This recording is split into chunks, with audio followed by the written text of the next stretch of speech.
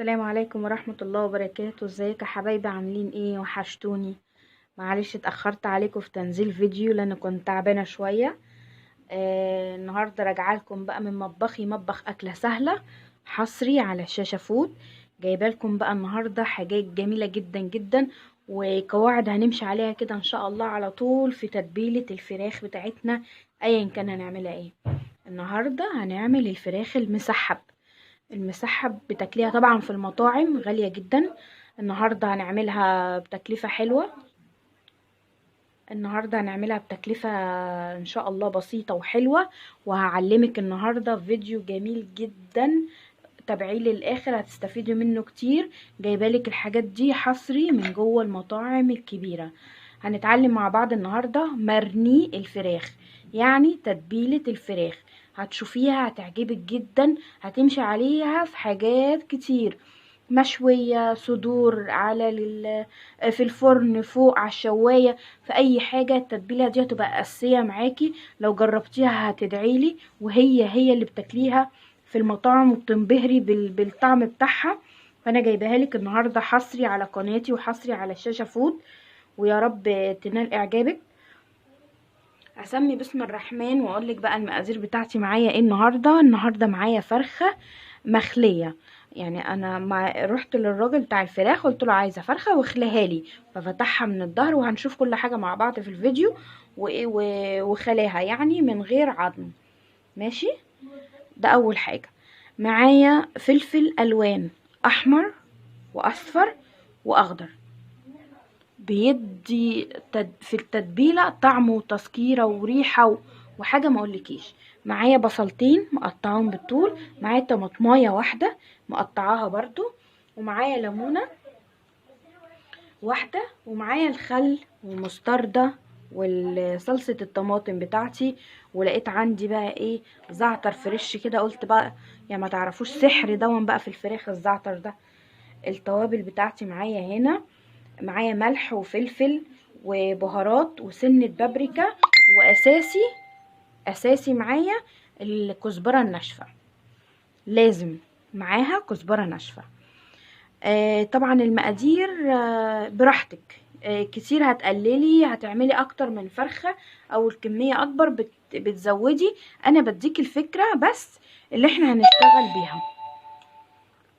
ده اللي طلع من الفرخة اهو لما اتخلت. طبعا احنا هنشيله بقى في كيس كده وايه، وهنعمل بيه لما نحب نعمل شوربه يعني او اي حاجه. مفيش حاجه عندنا ايه بتترمي زي ما انتوا عارفين. هعمل ايه، هركن الفرخه دي كده شويه على جنب، وهجيب الخلاط بتاعي وهحط فيه كل الحاجات اللي انا قلتلك عليها دي مع بعض. هنحط الفلفل الالوان والبصل والطماطم وعصره الليمونه، وهنحط مستردة، وعندك كاتشب عايزه تحطي حطي، عايزه تحطي معلقتين صلصه ايه بوريه كده براحتك برضو. والخل ده اساسي، ربع كوبايه خل. هنضربهم في الخلاط ونرجع اقولك هنعمل ايه بعد ما ضربتهم في الخلاط. اهو انا حطيت كل المكونات في الخلاط بتاعي اهو. كفايه كده. حطيت مستردة 3 معالق او ما يعادل ربع كوبايه مستردة. كويس. وحطيت معلقتين صلصة طماطم، معلقتين بس، 3 براحتك. ولاحظي ان انا ما تكتريش، احنا عندنا برضو سنة بابريكا هتدي اللون، ودي هتدي اللون. وادي الخل هنا نازله بيه برضو ما يعادل ربع كوبايه خل. هحط بقى على التتبيله دي كوبايه ميه او كوبايه ونص ميه، كوبايتين حسب ما احس السمك بتاعها عامل ازاي، وهرجع اوريلك السمك بتاعها اللي انا عايزاكي تشتغلي بيه. ماشي. هضربها بقى وارجع لك. بصوا حبايب قلبي اهي ضربتها في الخلاط كلها، المكونات اللي انا قلتلك عليها مع بعض. بصي والله ريحتها تحفه تحفه تحفه. بصي ده القوام بتاعها اهي، ولا تقيله ولا خفيفه. اديتها كوبايه ميه واحده يا دوبك شغلت لي الحاجه بتاعتي. ده مرني الفراخ، التتبيله بتاعت الفراخ بتاعت المطاعم هي دي. بيعملوا منها المسحب، وبيعملوا منها الفراخ المشوية والصدور المشوية، حاجات كتير بيعملوا. لما نحب نعمل طنبورة يعني هي نفس الحاجة، التتبيلة دي، بس هطلع الفراخ احطها في دقيق، هتبقى عندي الفراخ كريسبي اللي هي مقرمشة يعني كنتاكي او كده. برضو هنعملها مع بعض، كل حاجة ان شاء الله هنعملها مع بعض حصري على الشاشة فود، ومن مطبخي مطبخ اكلة سهلة. بصي اهي دي بقى، بصي ممكن انت في وقت بقى بتعملي فيه فراخ هتضعفي الكمية، هتتبلي بيها الفراخ بتاعتك، والزيادة اهي في بولة نضيفة هنشيلها في اكياس في الفريزر، في برطمان بلاستيك في الفريزر، علبة بتاعت حفظ الطعام في الفريزر. المهم ان هي تبقى التتبيلة معاكي شغالة، ودي من ضمن الحاجات اللي احنا هنحفظها ان شاء الرحمن في رمضان، عشان تبقى جاهزة معانا كل حاجة على الشغل. عشان ما اطولش عليك الفيديو، انا وريتك مرنيه الفراخ اهو بيتعمل ازاي بمنتهى السهولة، مفيش اي حاجة.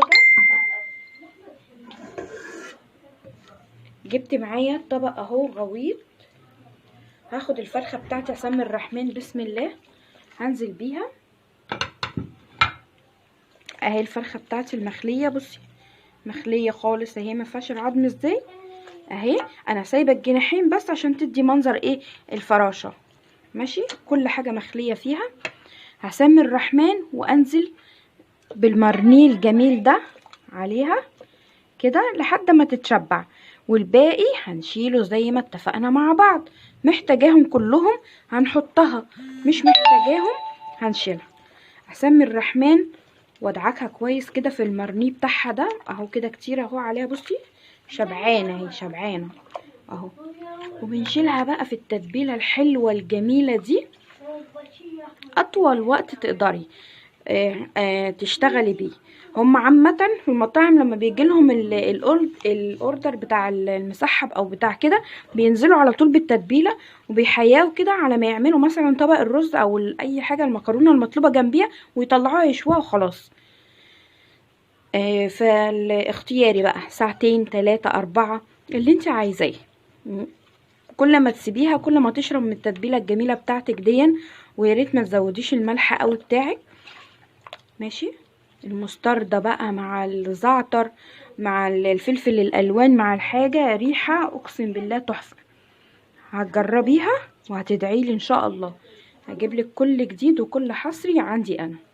هسيبها بقى في التتبيلة، واول ما اجهز حاجتها علشان نروح نعملها مع بعض واوريك هنعملها ازاي وهتطلع تحفة ازاي زي بتاعة المطاعم بالظبط، وارجع لك تاني. هنسيبها في التتبيلة شوية وارجع لك بقى، استنيني اهو. معايا سبتها في التتبيله شويه مش كتير لان انا مستعجله عليها، يعني سبتها بتاع ساعه ساعه ونص، وطلعتها وحطيت باقي التتبيله عليها كده من فوق. دي الشوايه اللي عندنا اللي احنا بنشوي بيها الفراخ المشويه العاديه يعني على الفحم اهي. عملتها على صينيه وحطيت ورق فويل عشان اللي ينزل منها ينزل على الورق بس كده. وهدخلها الفرن واختبرها بقى كده استوت ولا لا، وهقولك قعدت معايا قد ايه. بس كده سهله وبسيطه. وادي باقي المارنيه بتاعنا اللي اتبقى حطيته في كيس اهو هشيله بقى في الفريزر. اي وقت محتاجه اعمل فراخ بطلعه قبليها يفك واشتغل على طول. يا رب اكون قدرت اوصلك حاجه بسيطه، واول ما يطلع هجيبها لك عشان تشوفيها. استنيني حبيبتي، رجعتلك بعد ما الفرخه بتاعتي طلعت من الفرن جميله، ريحتها بقى ايه قلب الدنيا. جربي بقى مرنيه الفراخ مش هتستغني عنه خالص مع اي حاجه. عملت كمان شويه مكرونه كده سباكيتي الولاد طالبينها. وادي طبق السلطه الجميل اللي يفتح النفس. ودايما خلي بالك ان العين بتاكل قبل الفم. ماشي، خلي بالك لازم منظر الحاجه بتاعك يبقى جميل عشان النفس تتفتح. صدقيني لو عملتيها مش هتستغنى عن مرنيه الفراخ ده في اي حاجه. بصي مستويه معانا ازاي وجميله. بصي اهو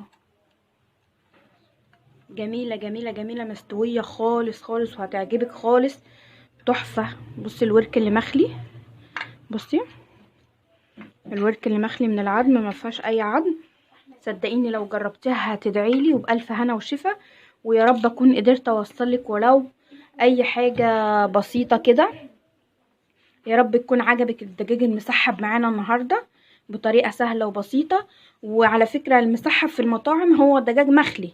انتي مش عايزة تعمليها مخلية عادي، ممكن تشتغلي عادي بيها بالعظم، دي حرية ترجعلك.